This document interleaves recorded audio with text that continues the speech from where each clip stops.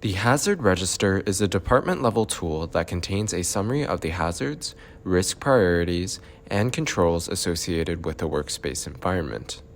It is used to prioritize and monitor overall management of local hazards and risks.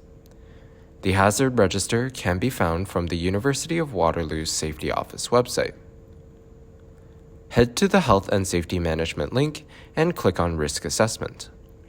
The Hazard Register template can be downloaded from the Departmental Hazard Register link, and an instructional manual can be accessed from the Hazard Register manual link. The Hazard Register will download as a compressed zip file due to the Excel file utilizing macros. The Hazard Register Excel file will be found upon extracting the compressed file. Upon opening the extracted file, you will notice 6 different sheets that you will have access to. Please note that some users may notice a macros disabled error, which will disrupt the functionality of the Hazard Register. To resolve this issue, please save the spreadsheet to your desktop. The first sheet you will be displayed is the Introduction sheet, which contains an overview of the information relevant to the register. The second sheet is the Instruction sheet, which contains the procedure of what to do prior and during the use of the Hazard Register. Make sure to review this page. The third sheet is the Hazard Register sheet, which is where you will be inputting the information regarding the hazards and risks associated with your workspace. Note that you will find rows 5 to 14 already filled out.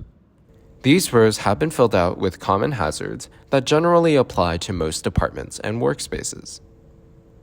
Take a look through these prepared hazards and either edit any of the ones that do apply to your workspace or remove any of the ones that are not associated with your workspace. For the rows that do apply to your workspace, you can edit the existing information to suit the hazards that can be found.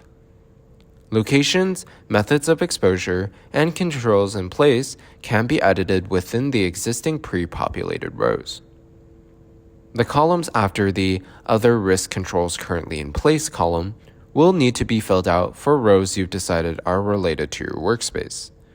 The first 3 rows of this sheet also contain informational fields that you will need to fill out.